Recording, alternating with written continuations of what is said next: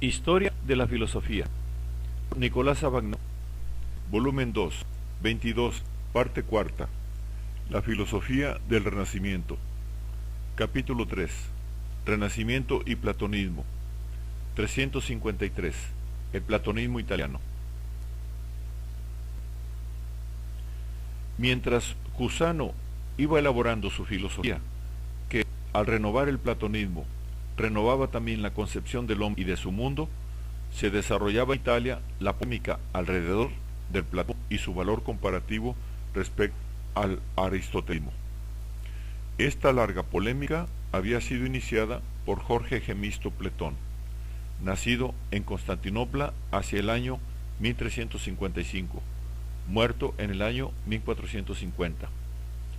Llegado a Italia para participar en el Concilio de Florencia, donde debía decidirse la unión de la Iglesia griega con la latina, fue de los que promovieron en Italia el conocimiento de la lengua griega y por tanto el estudio directo de las obras clásicas. Gemisto era partidario de la unificación total de las creencias religiosas sobre la base del platonismo. Veía en Platón al hombre, en cuyo nombre la humanidad podía volver a encontrar su unidad religiosa y por lo tanto la paz. Y con este espíritu compuso la comparación de las filosofías de Platón y de Aristóteles, alrededor del año 1440, que motivó una larga y áspera polémica en la que eran exaltadas alternativamente las figuras de Aristóteles y Platón. La esperanza de la unificación de las religiones no era un sueño aislado de Gemisto.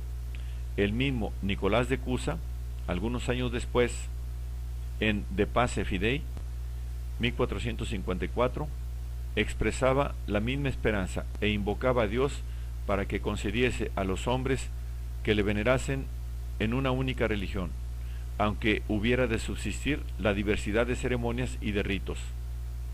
Cusano fundaba especulativamente su esperanza en la doctrina que hemos expuesto, de la diversidad de los rostros divinos. Gemisto la funda sobre un revivir del platonismo, en el que, sin embargo, ya no veía la doctrina original de Platón, sino la de los neoplatónicos y neopitagóricos de la filosofía helenística, y enlazada con elementos orientales a los que explícitamente Gemisto se adhirió. En efecto, entre sus obras figura un comentario a los llamados oráculos caldeos que atribuye a Zoroastro, pero que en realidad son una mezcla de tesis pertenecientes al neoplatonismo siríaco. La obra de Gemisto no tiene más importancia que la de expresar la convicción propia del Renacimiento de que la renovación del hombre y su vida religiosa y social puede conseguirse solamente gracias al retorno a las doctrinas filosóficas de los antiguos. Las ideas religiosas de Gemisto fueron combatidas por Genadio, teólogo de la Iglesia Oriental, también participante del Concilio de Florencia, por Teodoro Gaza y por Jorge de Trebisonda, el cual compuso en contra suya un escrito titulado Comparación de las filosofías de Aristóteles y de Platón. En defensa de Gemisto intervino Basilio Bessarión, nacido en Trebisonda el año 1403, muerto en Rávena en el año 1472, con un escrito titulado Contra un calumniador de Platón. La preocupación principal de Bessarión es la de no condenar a Aristóteles para defender a Platón, sino demostrar, dentro de lo posible, el acuerdo fundamental de los dos. La superioridad de Platón frente a Aristóteles estriba, según Bessarión, en el hecho de que, más que Aristóteles, Platón se ha acercado a la verdad revelada del cristianismo, aún sin alcanzarla de lleno. Pero Bessarión quiere explícitamente retrotraer las doctrinas, tanto de Platón como de Aristóteles, a su significado genuino, y este objetivo es también el de sus numerosas traducciones. La de la metafísica de Aristóteles, la de los memorables de Genofonte, de fragmentos de Teofrasto. El interés por la filosofía de Platón que produjeron estas discusiones originó la fundación en Florencia de la Academia Platónica. La iniciativa se debió a Marsilio Ficino y a Cosme de Médicis, y se reunió un círculo de personas que veían la posibilidad de renovar al hombre y la vida religiosa y social, volviendo a las doctrinas genuinas del platonismo antiguo.